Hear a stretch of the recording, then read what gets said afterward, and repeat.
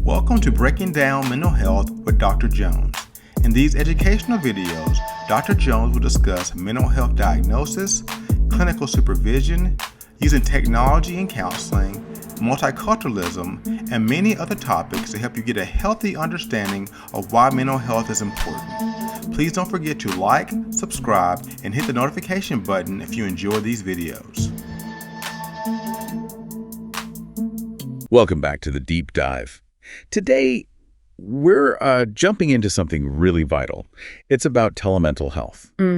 It's exploded, hasn't it? Absolutely. So much therapy has moved online, which is great for access, convenience. Huge benefits there. But how do we make sure it's all done safely, ethically?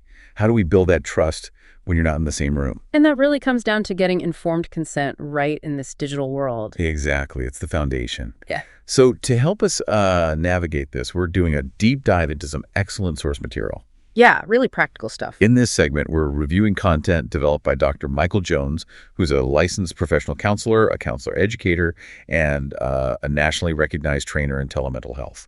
And his work, it really drills down into the nitty-gritty, the steps you need to take, the knowledge base required to practice ethically, legally, especially with technology changing so fast. So the mission here for you listening in is to, cut through some of the confusion. We'll pull out the key takeaways on the legal side, the ethical side. Especially around informed consent for TMH. Right. So you can feel more informed without getting totally bogged down in jargon. Okay.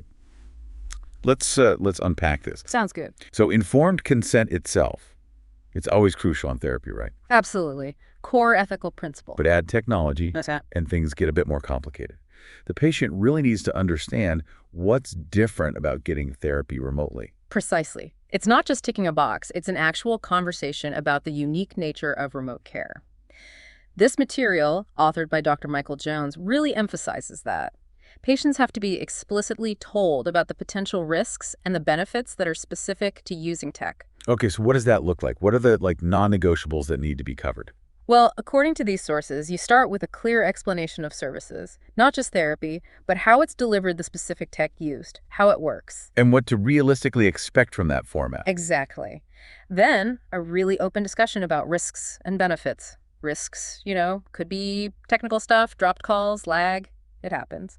Yeah. Frustrating, but usually manageable. Usually, but also more serious things, like the potential for data breaches. It's a possibility that needs acknowledging. And the benefits.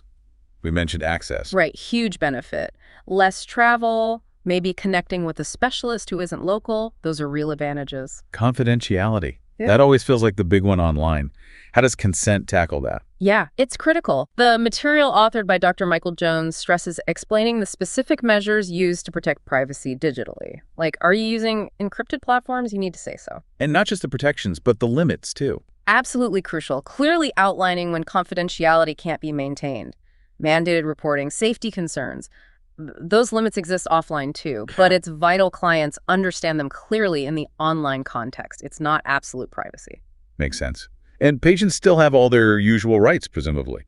Stopping therapy, getting records. Yes, patient rights are fundamental. The right to withdraw consent anytime. The right to access their records. The right to ask for limits on how their protected health information, their PHI, is shared, unless, the law requires it. And that needs to be spelled out clearly for the digital setting. Explicitly. No ambiguity. Okay, that covers the core consent from the patient side.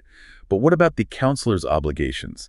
The legal stuff. That's where it can get pretty serious. Oh, definitely. Following the legal frameworks isn't just good practice, it's mandatory. It's the legal backbone.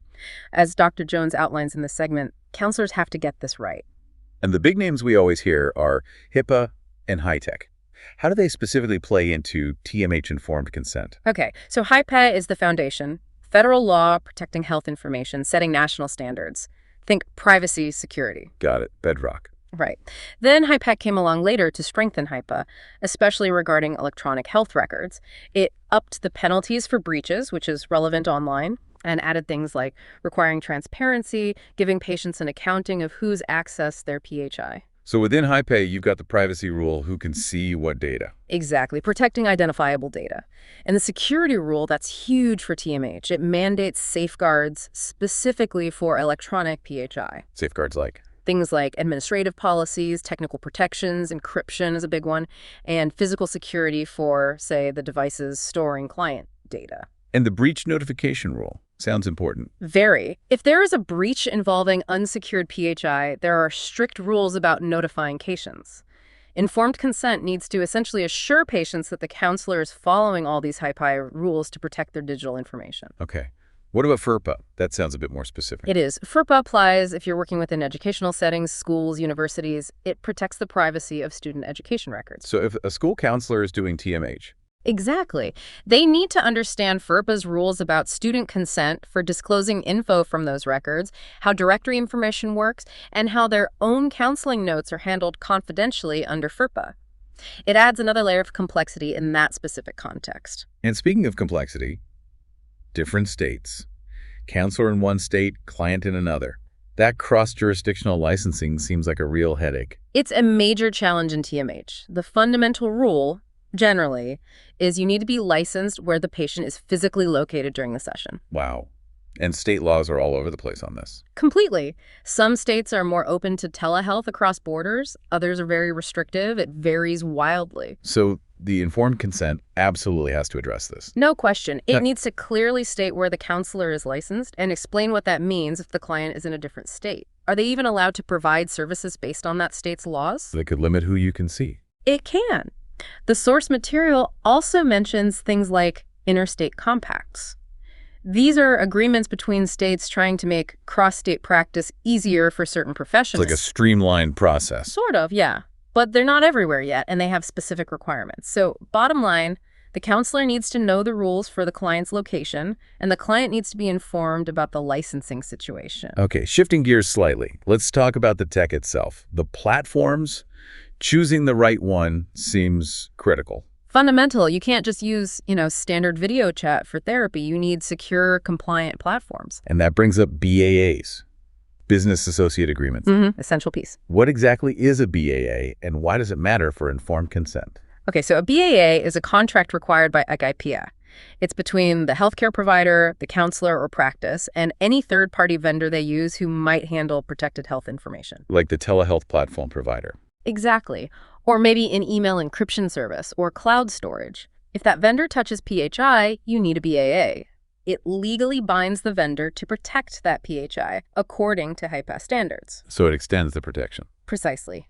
According to Dr. Jones's material, the informed consent process should ideally mention that compliant platforms are being used and that agreements like BAAs are in place with vendors where needed. It builds trust by showing that data protection extends to partners. So the BAA isn't just some legal form. It's actually part of ensuring the patient's data is safe all along the chain. That's a great way to put it.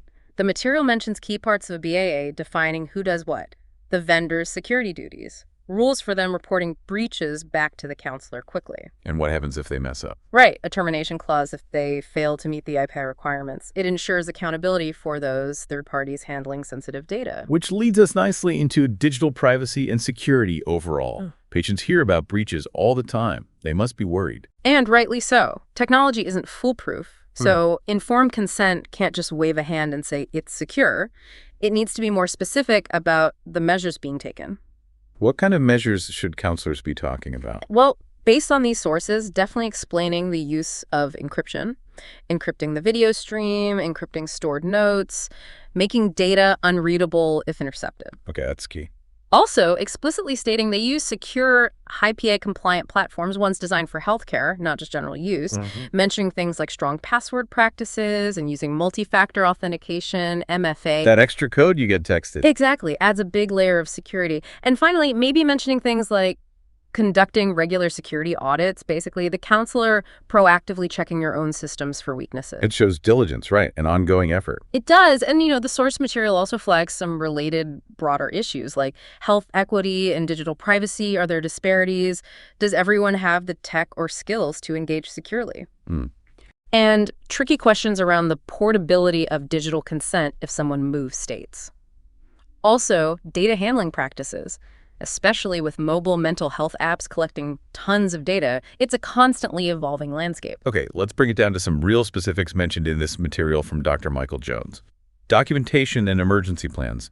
They must be different for TMH, right? Yeah, they have unique wrinkles. TMH documentation, for instance, might need to include notes on the tech used, maybe how client identity was verified remotely or what happened if a call dropped, just capturing the specifics of the virtual interaction. At emergencies. That seems like the toughest logistical challenge. Client in crisis, hundreds of miles away. It's a huge concern. Having clear emergency protocols is absolutely vital. What's the plan if a crisis hits mid-session? The counselor needs a way to get help to the client's location. Which means knowing their location accurately. Yes. Often involves verifying the patient's physical location at the start of each session. This relates to the idea of location tracking mentioned in the source material's structure. It's necessary for safety, but obviously needs careful handling regarding privacy. It must be discussed in the consent. These aren't just theoretical points, are they? They matter in real situations. They really do. And sometimes a case example drives it home. In Dr. Jones's case example, the missing signature, we see how something seemingly small, just failing to get that informed consent form properly signed and stored digitally, can create major legal and ethical problems later. So the administrative details are just as important online. Absolutely. Diligence in the process matters. With all these moving parts, how can counselors make sure they're covering all the bases? Staying compliant. Well, according to Dr. Jones's compliance checklist for telemental health practice, using tools like regular self-audits or detailed compliance checklists is really helpful. Like a structured review. Exactly. A way to systematically check everything. Are my consent forms up to date? Is my platform secure? Is my emergency plan documented and discussed? Are DAAs in place? It helps make compliance an ongoing, manageable part of the workflow, not just a scramble. Wow, okay.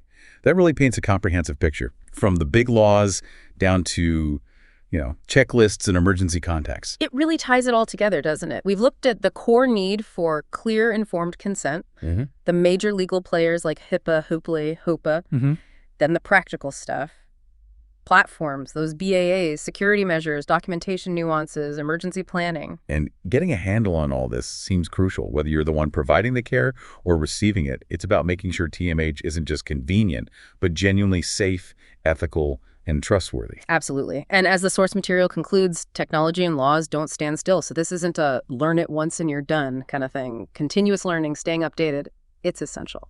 It's definitely a space to keep watching and learning about. This deep dive and accompanying instructional materials are based on the original work of Dr. Michael Jones. And that, I think, wraps up our deep dive for today. So here's something to think about as we finish. Given how fast technology changes, often outpacing the laws trying to govern it, what do you think becomes the single most critical element?